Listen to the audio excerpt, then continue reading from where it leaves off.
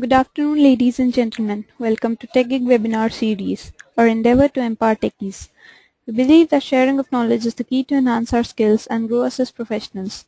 With this principle in mind, we have initiated a series of webinars conducted by industry experts to give you all a crisp insight of various domains. The topic of today's session is diversity and innovation. Our guest speaker today is Ms. Srimati Shivashankar, Associate Vice President, Diversity and Sustainability, HCL Technologies. Ms. Srimati Shivashankar is Associate Vice President at HCL Technologies. She has considerable experience in the areas of human capital strategy and diversity. Her core work areas in human capital include diversity and inclusion, employee engagement and retention, culture institutionalization, training and assessments, leadership development and counseling. Srimati is one among the future leaders team set up by World Business Council for Sustainability Development. She is a member of the Advisory Council of the Global Reporting Initiative, a working committee member of Global Gender Parity Group of the World Economic Forum, and is an active member of the Diversity and Inclusion Core Committee of NASSCOM India. She has published and presented papers in international forums on diversity and sustainability and was a panel speaker in the World Investment Conference 2012. So without further delay, I introduce you all to our guest speaker. Over to you, Ms. Shivashankar.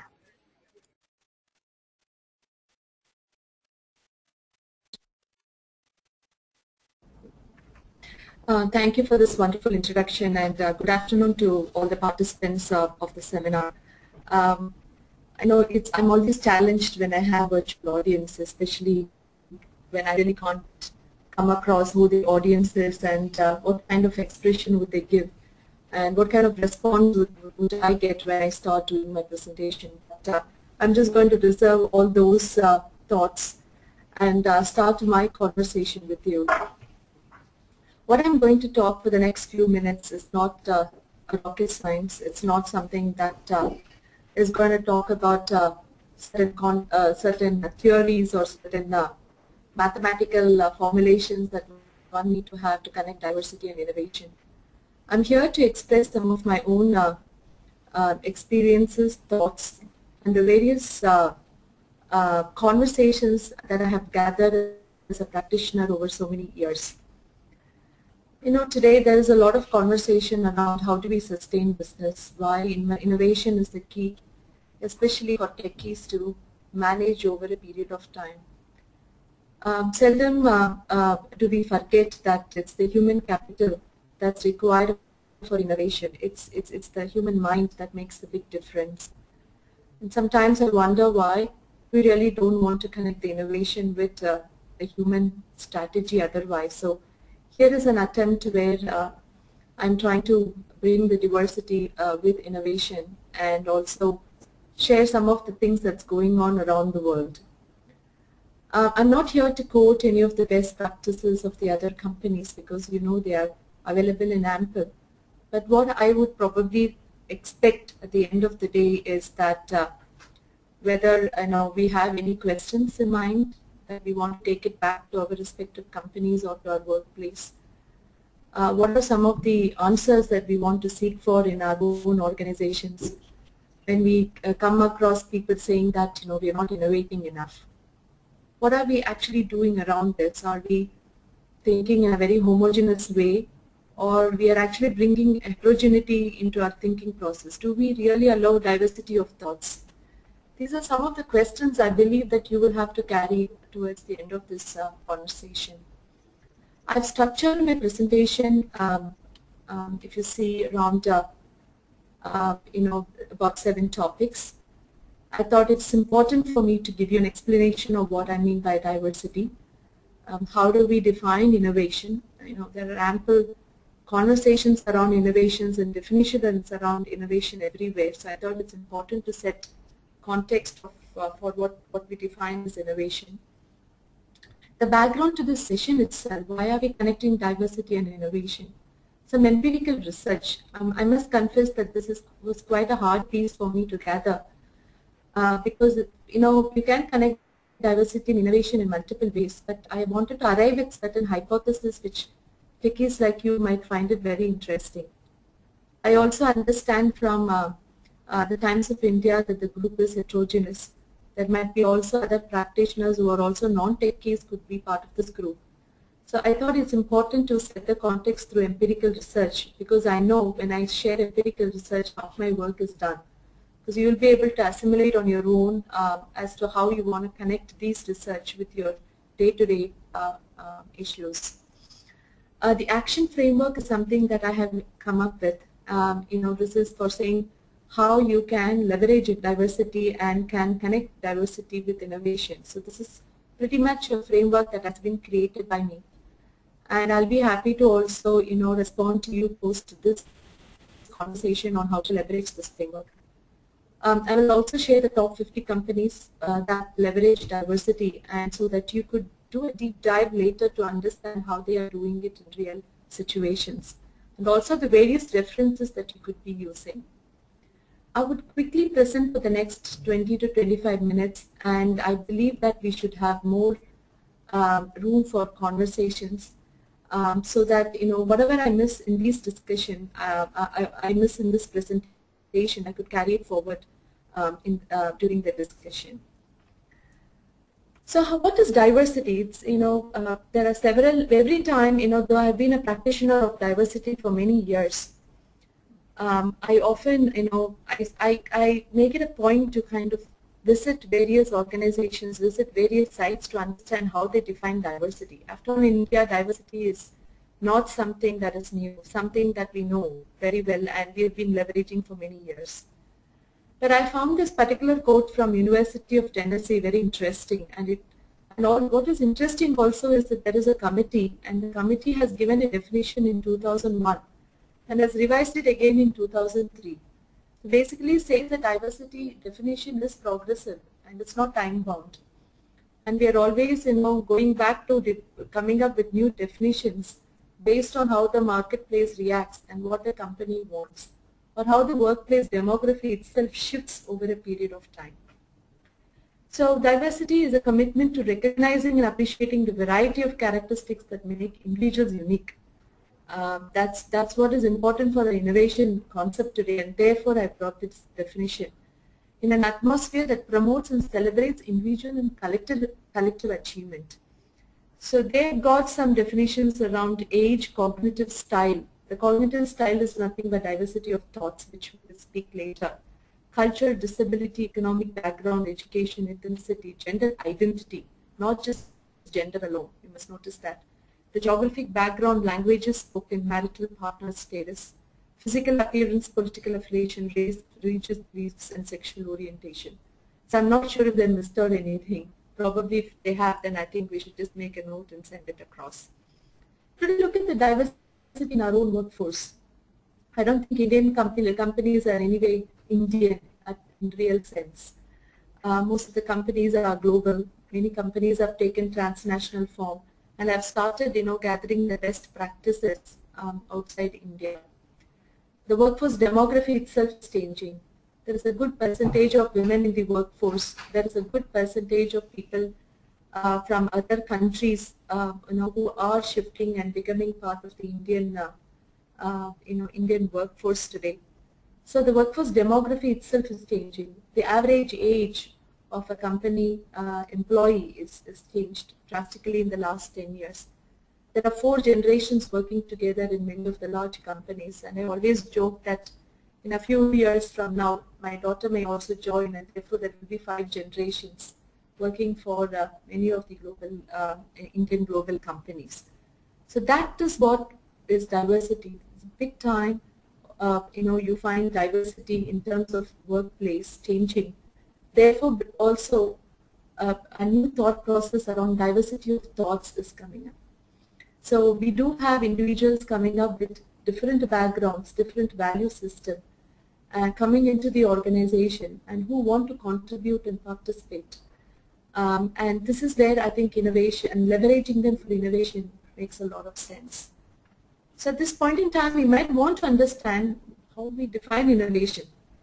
So this is something the European Commission has come up with, and I have, in particular, we like European Commission because they seem to be talking about innovation, the most, especially in the recent past. How much Germany seems to be investing in sustainable innovation and not just innovation seems to be very, very interesting. So, and this is there, if you really look at, what the innovation of thoughts basically means, is innovation, meanwhile, is also a multi-dimensional term. If you see, it can have both subjective and objective traits. Subjective traits of innovation include process of creativity and original thinking. It's interesting if you really look at how European Commission has provided the definition of objective versus subjective, and subjective traits has been more of the thought process and the creativity processes that anybody or any team or any company might have. But basically, if you look at objective, I want you to come to the last paragraph there, which says objective traits of innovation include the structures within which such ideas are thought about, transmitted to and taken up by others, and the output and outcome in terms of definable benefits. So this is all basically says that why innovation can be thought out in different ways. All of us have our own ways of defining innovation. So we might just say it's a new process, it's a new thought, it's a new product. It could be day-to-day innovation where your own lives have certain improvements.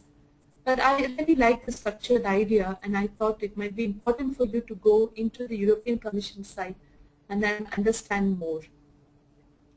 So I'm keeping this in mind as the creativity, original thinking, and structures as three aspects that one should consider while connecting the workforce with innovation. So I'm keeping that as aspects before moving forward to the various references that we have. What is the background of this entire presentation? Because something should have triggered us to come up with this process.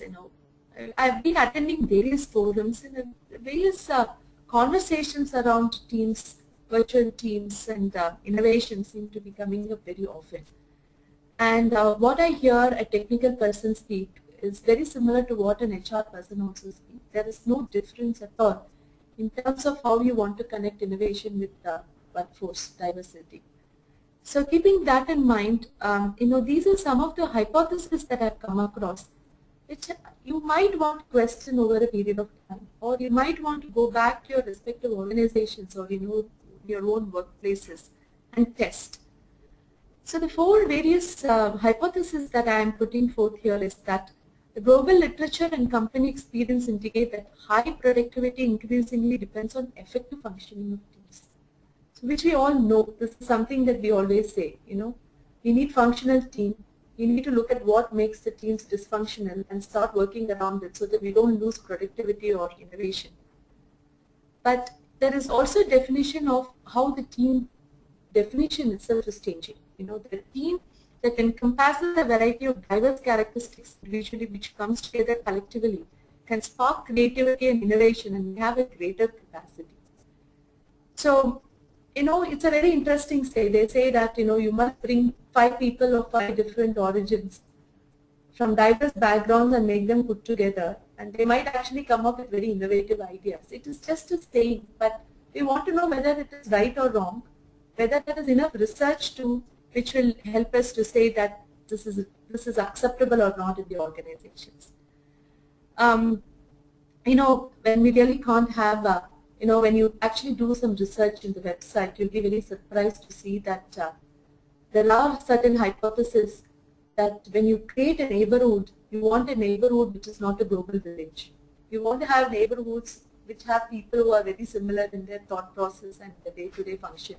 It seems to go actually against the innovation that we want to bring up in a company, saying that we need to encourage diversity in the workplace. So there is still a conflict between how we want to promote a society and how we want to promote a neighborhood in the society versus how we want to promote team working within the company.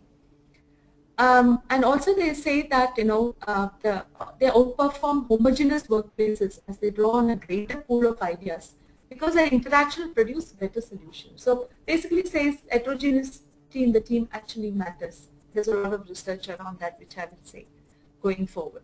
The challenge for business is to manage this diversity effectively so as to harness these outcomes, which we all know, and that is why we are here today. So I'm going to give you about 8 empirical research which I found as very interesting and practical. I'm giving you more on studies because I know we are all here to understand whether it would work or not. So we always talk about, yes, people from diverse backgrounds, they come together, may produce interesting out-of-the-box ideas. So I'm not here to reinforce the message, but I'm actually here to simply say that there are evidences. And this is the first evidence. There is a positive link between diversity and innovation. So back in 2002 itself, the Adler seemed to have said that positive group outcomes such as increased levels of innovation, creativity and problem solving happens on multicultural teams. Similarly, you have Hennessy and Amabile, even before 2002 in 1998, suggests that diversity, when combined with sensitivity and trust, enhances creativity and problem solving capability. I think the major barrier for many of us, and also an opportunity that a human capital person really would want to leverage, is to build a workforce or a workplace that accepts sensitivity and trust. And I think that's why all of us are here, but there is a direct connect between the sensitivity and trust and then innovation, which has been found in the study. And similarly, there are more on the cultural diversity. They found that, if you look at Niebuhr, found higher levels of research and development and innovation in regions of Germany that had higher levels of cultural diversity than regions with lower levels of diversity, which also say that regions that actually promote diversity and diversity of thoughts, there is a higher productivity and innovation. I actually find the second one very interesting. 1,000 international teams were studied by Grattan in 2007, and innovation was positively correlated with equal gender ratio within work teams and negatively correlated with an unequal ratio. Maybe that's the reason as why, when I go into some of the gender forums, they always say that, Lehman Brothers, if it was Lehman Sisters, it could have survived. Because somebody could have come up with some many innovative ideas when the company was not actually doing well. We always say the best ideas come up when there is struggle, when the country is undergoing recession, or when there is an economic downturn. So there, of course, diversity really matters, and this seems to be, really helping us with with evidence. The second empirical study is there is a strong linkage between diversity and innovation, and how you actually leverage different mindsets, perspectives, and individual resources. So if the workplace does not accept different mindsets, do not really promote perspectives and individual resources, then you would find that there is you do find that it comes up in the empirical study. So the diversity can contribute to more effective decision making and problem solving capability for providing diverse range of perspectives, a broader spectrum of expertise, and more robust critical evaluation. So here is, there is a person who has, as I'm talking to you, has also asked me, how is this compared? Do you find that there is a similarity between the innovation and whatever empirical studies that we are sharing right now? Do you think this is applicable to the product-oriented organizations and organizations that are into manufacturing? To be very honest, most of the empirical studies until 2004, from where we have drawn these examples, are all from industries that are not heavily services oriented.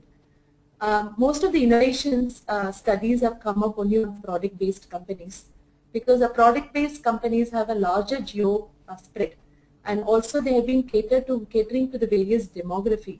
and you know that there is a continuous innovation from the customer perspective. Because the diversity basically can look at 4 different areas. It can be a workplace diversity, where you will only concentrate on improving your workforce strength because you want to be looking at different ways of leveraging this workforce. The second could be a supplier chain diversity, where you will promote the supplier chain, promote diversity in your suppliers and vendors. Maybe because that's the channel that you want to create to reflect the market that you are actually catering to. The third type of diversity could be the market diversity itself. You are actually looking at how you want to respond to the market dynamics and start drawing innovation from how the markets actually seek for innovation in your products and services. And much of the market is filled with diverse set of people who are your consumers, and therefore you start practicing diversity. So pretty much, Mr. Naik, I think I completely agree with you that many of these empirical studies have been founded on non-services industries and now best tested on services industry. And we are looking forward to more similar empirical studies in future. If you really look at most of the empirical studies between 2002 and 2012 have been largely on the multicultural themes, because many of the companies have started evolving geographically, and therefore we have more studies around the multicultural and innovation. I'm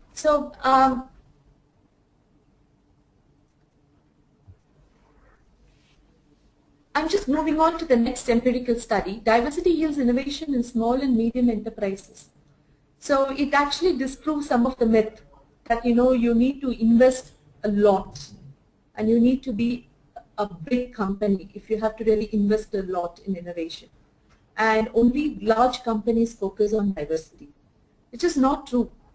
Actually, even if the company is small, but if the small company can promote diversity in thoughts and diversity in the way that you allow, diversity in the way that you bring in the workforce, it yields innovation. So it says that a focus on inclusion diversity can help SMEs to recruit and retain the best talent and foster the conditions that can create product and market innovations. This is something European Commission found that all the successful companies which seem to have managed pretty much at the time of recession, they found those are the companies that promote diversity in thinking. Those were the companies which were ready to leverage even the smallest of ideas that was brought by the people. And I think this is a very interesting empirical study that one should keep in mind.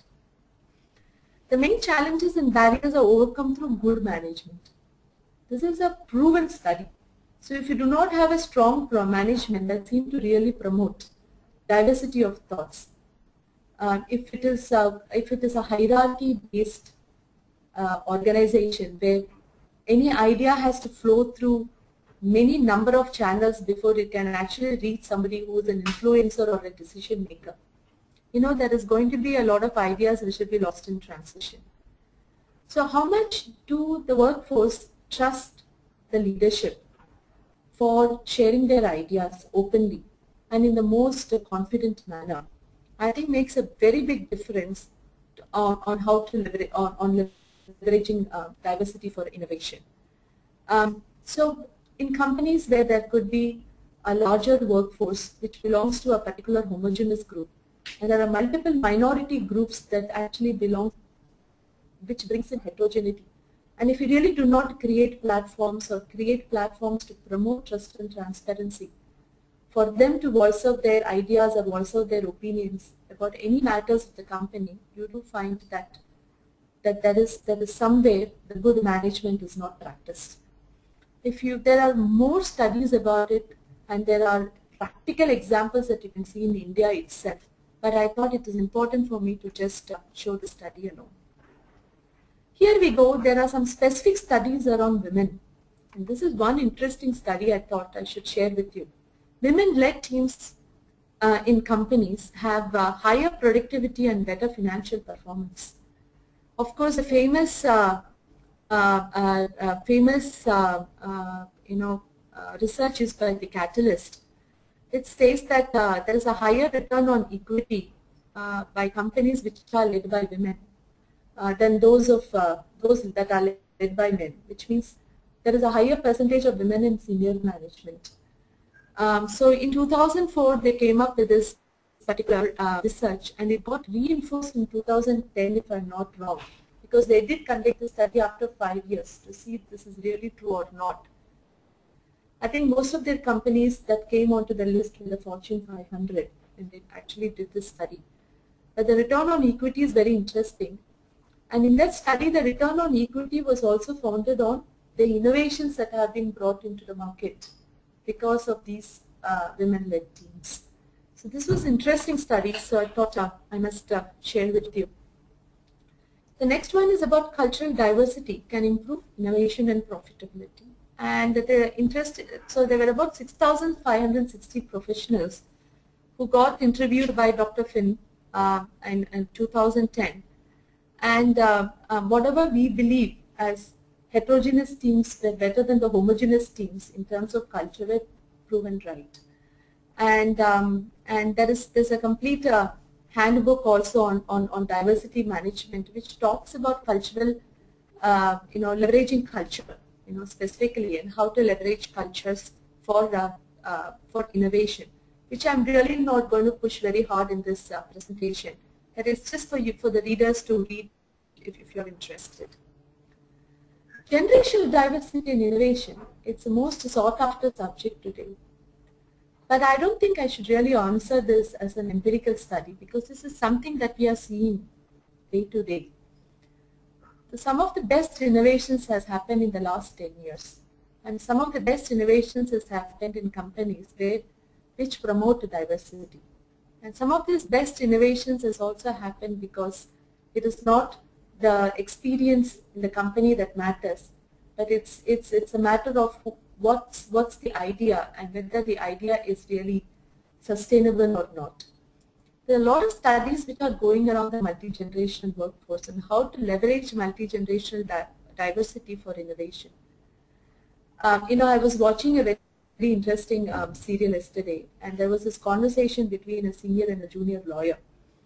So the senior lawyer actually tells the junior lawyer, your generation is very brilliant. It's a lot more brilliant than we are, maybe because you're technically savvy and you're very well connected through your own social networks. You learn faster than us. But what we miss in you is perseverance and dedication. So I was just thinking whether it is still a myth between 4 generations. But I think certain myths also need to be questioned at this point in time, with so many generations coming. And that's something that I'm really putting forth to the audience to question. How much space are we giving for generations to work together and contribute ideas? Or are you still going with the traditional hierarchy of experience matters? This is an interesting study of KPMG we all need to know. Innovation is associated with the risk culture. And how do organizations promote this risk culture? And what kind of skill sets that diversity actually brings in managing this risk culture? It's a very interesting empirical study. So you know that innovation is mapped to sustainability today, and sustainability plays a very important component of the enterprise risk management. So I'm putting forth some of the interesting points that I found from this KPMG study. And the focus companies were majorly India-based companies, and therefore this particular study really matters to me. Universally, it's agreed that holistic risk assessment is influenced by the risk culture in an organization. 93% of survey respondent sample agreed that balanced board facilitates efficient risk management. What does balanced board mean? A balanced board is the one that actually brings equality and equity among all workforce so that they can share their opinions, and also the board promotes diversity in competencies. So they do not really discriminate gender or discriminate people based on their backgrounds, but they promote people based on their competencies. So what is interesting is the next one, which says, according to KPMG study, skills on which women and men leaders were rated high on by their ability to perform a distinct yet complementary. So I think all of us have been worried about this yin-yang concept for a very long time. People in India always talked about Ardhanishwara, Lord Ardhanishwara, who talked about the male and the female aspects. But here is a study which basically says that our skills, that skills are complementary skills. This further affirms the need for a balanced board, as an underrepresentation of women at their level also implies an underrepresentation of the skills they're leading to the potential skill gap. So this is a basic, fact that we all know. So if anybody is kind of underrepresented in a community, the skills they bring to the table may also be underrepresented. But what we may forget is the kind of unique skills that they will bring to the table, which otherwise, if you do not leverage, it's not going to benefit the organization, right? That is something that we had forgotten. And here is KPMG, which has reinforced this message. So what are the leadership traits and skills that people bring? So it's interesting, women versus men. Women focus on compliance and transparency, persuasion, ability to adopt a creative approach and openness to new ideas, accountability, ability to build and sustain networks and relationships. So these are their 5 top skill sets that they believe women bring to the workplace. Look at men. Ability to set business directions, strategic thinking, ability to circulate risks and reward from a business action, accountability, and capability to manage complex situations. So here is an interesting fact that these are 2 different sets of leaders. And if the balanced board, a good management, if a company does not understand that the diversity of skill sets are brought by the different demography of the people in the workforce and fail to leverage, it is going to have a high impact on your innovation scale. So having said all this, I'm just going to move on and talk about my simple action framework, right? And when I talk about the action framework also, is that I'm going to leave some room for discussion, because the focus is going to be more on building diversity in your own workplace. What does the action framework stand for? You must adopt a balanced leadership, create and promote a balanced workplace, train employees on adopting inclusive mindsets, invest in what and not who, organize and promote employee networks, and nurture beyond workplace. So what is the balanced leadership according to me? Is we must understand that diversity is a business case and not a community responsibility. If you believe that promoting women, promoting people with disability, promoting people from other cultures is a matter of community responsibility and not a business case, then you're not going to have business metrics to manage. You need business metrics to see how much you're going to leverage. You must have metrics that will manage, that will keep tab of the participation and the contribution that these people make. And I also believe that the balanced leadership should be able to communicate the long-term vision for creating a diverse workforce.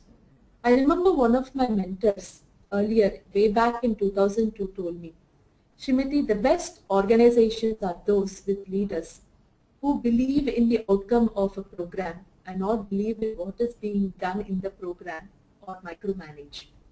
Which basically means that they do not worry where the people operate. They are more worried about what is the outcome.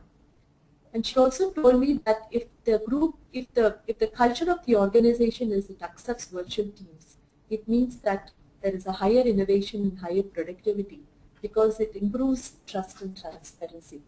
Because you do accept a person whom you don't meet, whom you don't see, but still you're working as team members, or the person is going to be your subordinate. Which I thought was a fantastic idea, and in my view, that is a fundamental of a balanced leadership and the fundamental of even building trust and transparency among your teams for innovation. When you say a balanced workplace, I mean you must be looking at a gender-neutral, ability-sensitive, and a culturally inclusive workplace. Finally, it is all about mindsets, right? Are we going into a workplace and looking for our own clones there? I've come across many managers who say that, Srimati, it's fantastic, and many of my other friends, they say, Srimati, I can just leave, I can just go on a good holiday because my second in command exactly knows what I will do in which situations. And I know exactly, and he knows exactly how to manage in my absence. is he can just walk my talk. So which I think is not a very interesting phenomenon if your organization is looking for new ways to improve and constantly innovate. And also, are you creating channels within the organization where people can report incidences where when they are not able to contribute enough, when they are not able to reach the right influencer or the decision maker for anything? Do you have channels where people can reach out to and talk? It's very important. Many organizations put all these channels as a corporate responsibility channel or an employee grievance channel, and in my view, it is not the right way. It has to be just part and package of your day-to-day interactions. There are simple ways, training modules that I believe should be there, and it's not for innovation. We have enough innovation trainings that might otherwise happen in the workplace scientifically. But what we need to invest today in the workplace is how do you create inclusive work, inclusive mindsets. How many of us actually carry our own stereotypes and prejudices about other cultures, about gender people with gender preferences? We have our own value system, and when we come up with those value systems and beliefs into the workplace, and still governed by the stereotypes and prejudices, and we are unable to actually leverage what ideas that others bring, then we are lost out on innovation. So in my view, I think the company should start promoting and investing more on training on creating inclusive mindsets, and then bring innovation and connect innovation to inclusive mindsets, so that there is a better training. There's better learning, and also transformation happens in a very meaningful manner.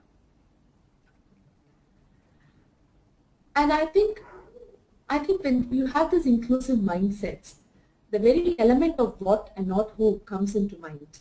And this is what will also help us to manage the multi-generational workforce and also help people working across other cultures. So there is a high amount of, there is always this aspect of individualism versus collectivism that often comes when you work with people from across cultures. But if you create a workplace where, it is all about what and not about who, what is being said, and not worry about who is saying it, in my view, would make a big difference in the way that you want to transform the company or transform the ideas. I have quoted HCL's employee first philosophy here because this is a very classic example that we came up with, employees first and customers second. And how do we actually look at employees as a means of creating value for our customers? I strongly encourage our participants to go through the employees first blogs that are already available, or the book that has been written by our CEO, Mr. Vineet Nair. We also should promote the employee affinity networks. Employee resource groups have been in abundance. In some of the manufacturing companies, we are still stuck to the labor unions concept, but we just forget that all these unions and networks have been created for freedom of expression. The freedom of expression, if it is best leveraged for innovation, then it is going to lead to a whole lot of transformation process. Let us look at our own social networking websites within the company. If it is for social connect and not for gathering new ideas, and you do not create blogging sites for people to come up with fresh ideas, we have lost quite a bit of new ideas there. And let us not forget that the average 21-year-old would want to express their ideas regularly in the form of blogs, because they have other people who will also join with them and build on these ideas. And I think it's best that we leverage.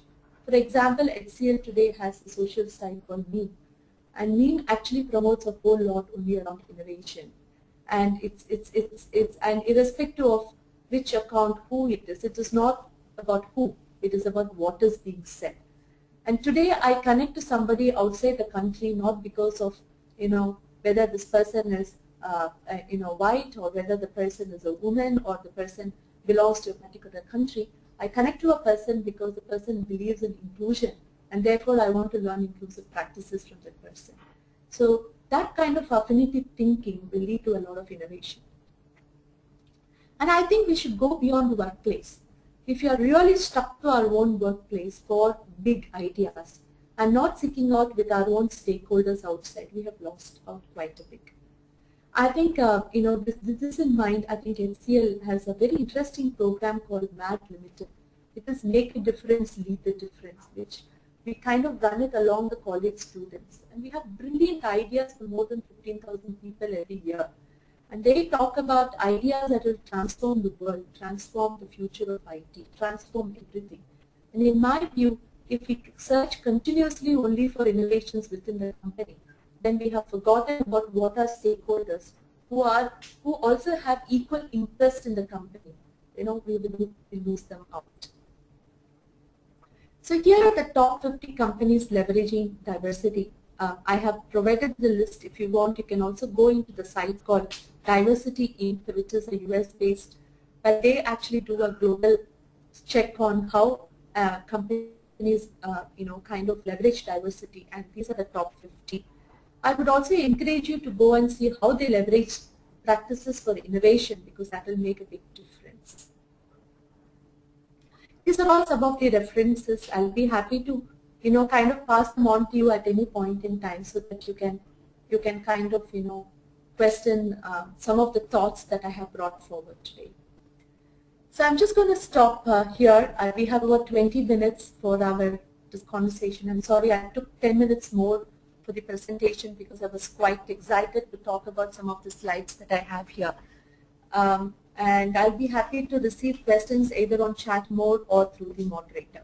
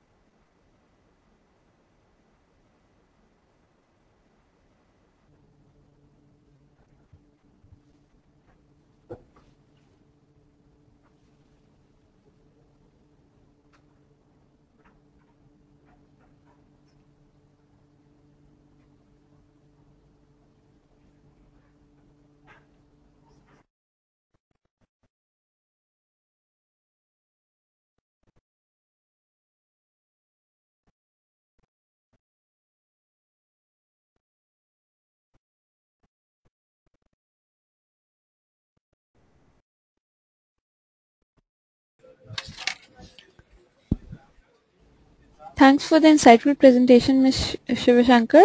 Let's quickly take up the questions now. Please read out the questions and their answers from the questions pane, so that all our users may listen to the commendable insights. Over to you.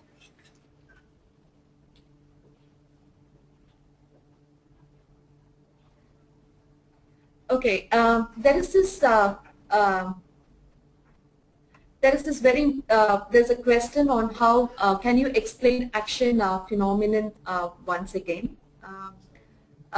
Pretty much, I think action is a basic framework, where I'm just saying that it all starts at the leadership level, and you have to kind of, have to create the funnel only through the leadership.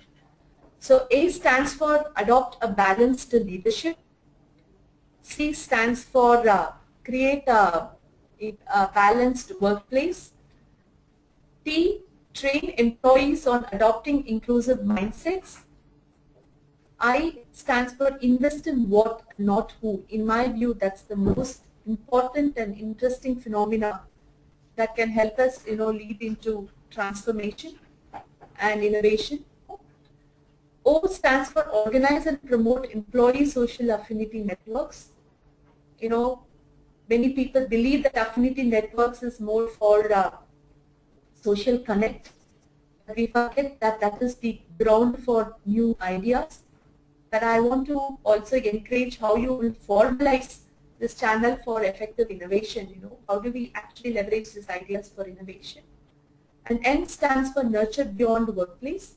Nurture beyond workplace would be more about going beyond just your workplace, looking at your own stakeholders outside your workplace for innovative ideas.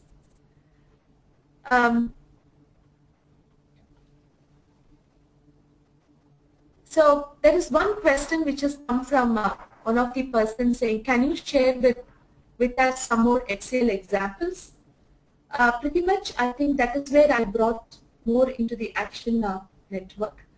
If you look at the action framework, what we do around the TIO, the action framework pretty much has been based on what we do in HCL. Though I have not provided you the practices around the balanced leadership or the balanced workplace, which are largely available in our sustainability report on the HCL Tech website. I have focused more on the invest, organize and going beyond workplace, because these are truly something that we see as a day-to-day programs which are integrated into the HCL culture. For example, invest in what and not to who is founded on our principle called inverting the pyramid. So our organization does not function on the traditional pyramid structure that most of the companies have. It's pretty much, people-led and management embraced, most of the ideas are. And that is what it means, invest in what and not who. The MEAN, which is a very big social affinity network at HCL, it's a social affinity platform, has more than 60,000 employees who are participating. And there are multiple ideas that personally my team picks from there. Whether in terms of innovation, whether in terms of green innovation, community programs, gender equality, there are a lot of things that actually get discussed there, and proactively we look at these ideas to build it into concrete programs. And MAD Limit, as I said again, is an important program, and I would urge some of the viewers to actually go and see the website. And for any of these programs, you are free to read our sustainability report, which is available on the website. Okay, that is an interesting question. Don't you think that we should have age also mentioned in the definition of the diversity? Absolutely. Age is an important component. And age, instead of saying age, I think we've started moving into multi-generational, because instead of just an absolute number, depending on, in India, the 4 different generations are best explained in the form of years, from 1950 to 1960, 1960 to 1978, 1979 or 82. So there are like 4 generations that have been best explained at this point in time. So you are right, age plays a very important role. In definition of diversity itself, I put age as one of the first components, but now age has now moved to being defined as the multi-generational.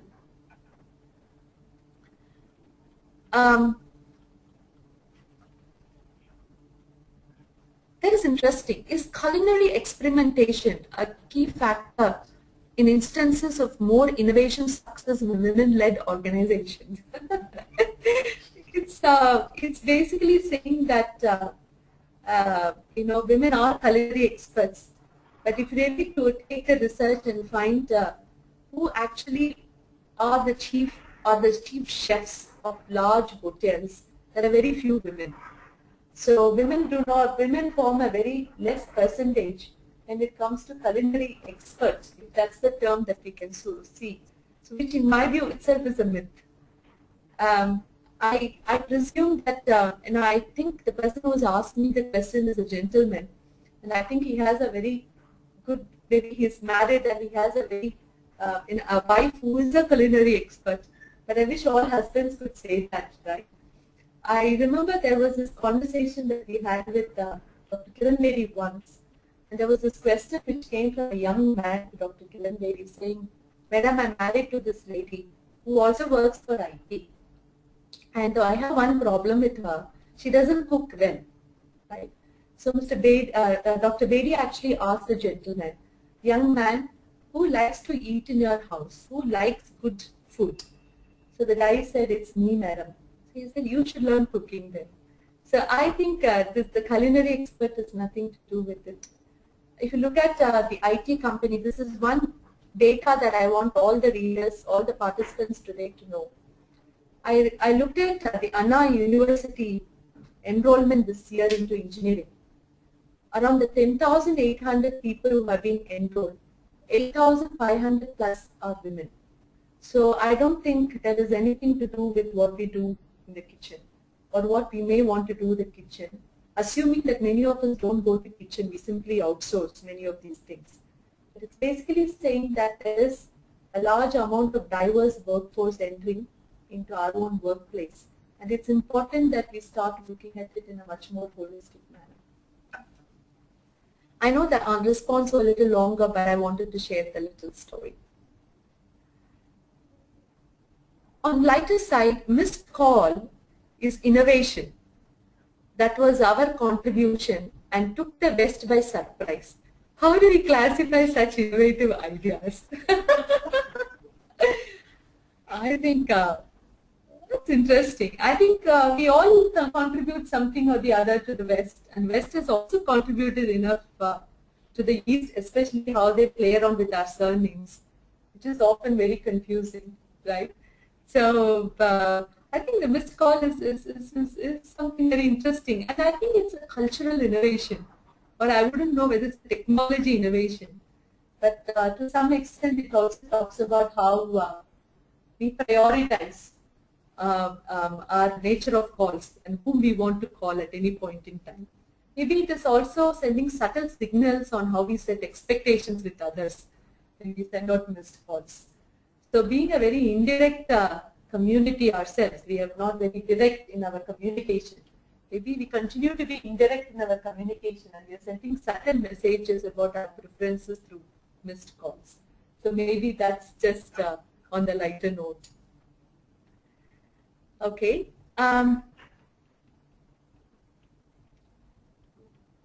Okay, there is a very interesting thing. Infosys is a role model in the diversity principle. They hire academics, diverse background, manpower. This is a stepping stone towards innovation. True, very true. I think all companies have started working, and this is something that NASSCOM has come up with as a study. And people are, I think every company is reaching out to diverse work backgrounds, and I know that no longer an engineering design group can only have engineers.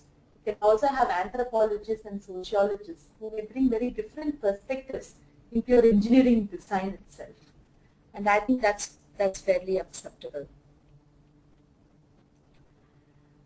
I think I have answered most of the questions. I'm unable to scroll down beyond this, but okay, I'm sorry, there are more questions. Yes, we appreciate these theories, but what are the action plan for innovation for our, say, next 5 years? Very true. I think innovation plan is something, there's nothing called an innovation plan. I think we just forget that it's lot need to be founded on how we leverage human capital. So what is your plan for managing your human resources in the next 5 years?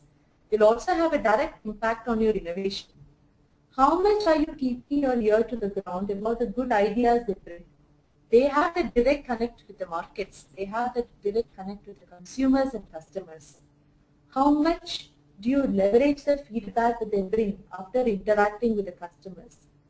Do you really listen to your employees when they bring in new ideas and they want to improve the way that we think and the way we work? That must be built into your plan. So in my view, there is no direct response or answer to what should be our innovation plan. So the empirical studies basically relates diversity with innovation, which basically says one must encourage diversity of thoughts, actions, and people in workplace to build innovation. So when you build your plan, it is all about how you put your human capital strategy and not separate an innovation plan from a human capital strategy. Both coexist. Each one, if you put the Venn diagram, you know one can be the subset of the other, right? And therefore, you cannot separate innovation from human capital strategy according to me. What innovation can achieve through creativity in education industry at countryside level at our villages? Wonderful. I think so. I think one thing we have forgotten is how IT companies can reach out, or how techies like all of us in this phone call can reach out to the villages and make a social connect and improve their lives. I know in HCL we have HCLT Foundation, which are run by our 50,000 employees in India, who actually reach out to these communities and help on their education, not only through technology but actually through volunteerism. That's what I was saying, that human capital also brings with itself a huge amount of innovation in these places. Um, Education methodology, can bring in, we can introduce a lot of innovation into the education methodology.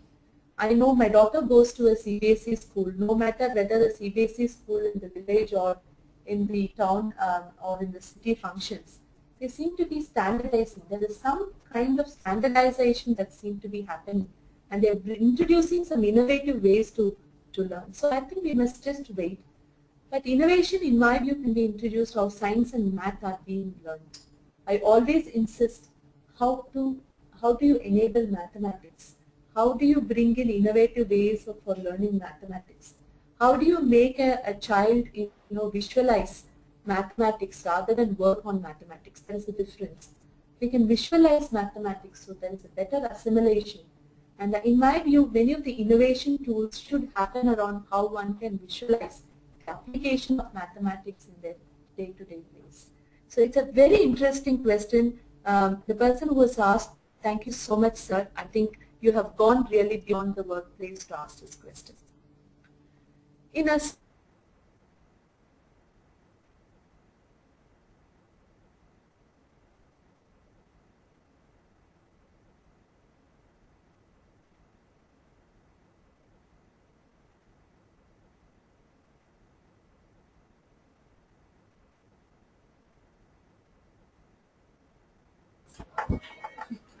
You're not audible, Miss Srimati.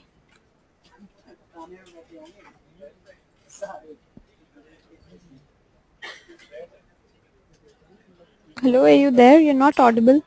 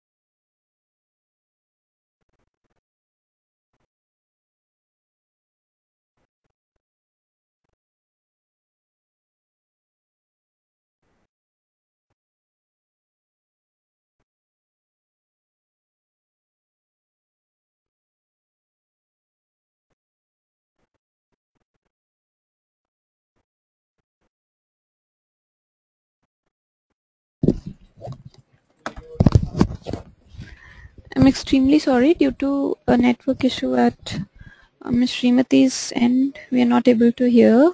We're just getting it fixed in a few minutes.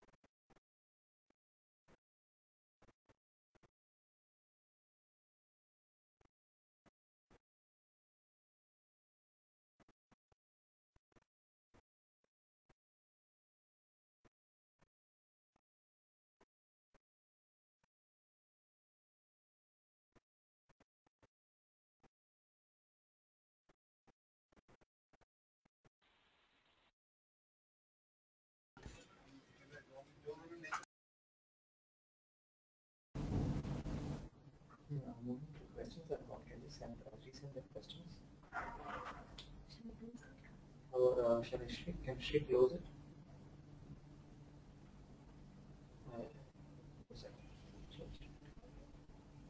Okay, it's closed, right? Can we close it? Because I don't. Oh no, there are some questions. 1 minute. Yeah.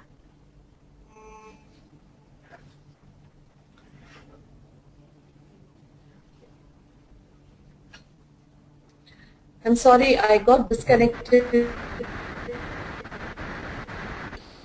Some technical fault which I just couldn't, I didn't have control over. So I think pretty much I've answered many of your questions. I'll be glad to take this offline at any time, and the moderator should have a way to kind of manage this. So I wish you all the best, and thank you very much for joining the conversation today, and look forward to a very interesting opportunity where we can share other programs, where we can share our best practices. And I'm sure some of you have some very interesting ground level programs around innovation, and how you're leveraging the various ideas that the workforce brings in. This is one of the first series that has come from HCL Technologies by women leaders. We are looking forward to sharing some of our interesting practices in the next 4 or 5 such seminars, and we hope your continued support. We hope to get your continued support. Thank you very much, TechGig team and the Times of India group for organizing this seminar. Thank you all. Well, thanks Mr. Shivshankar for your session on diversity and innovation. It was indeed a great session. I would also like to thank all our participants for their support in making this webinar a success. The recording of this webinar will be available on techgig.com by tomorrow. Thank you all. Have a great evening.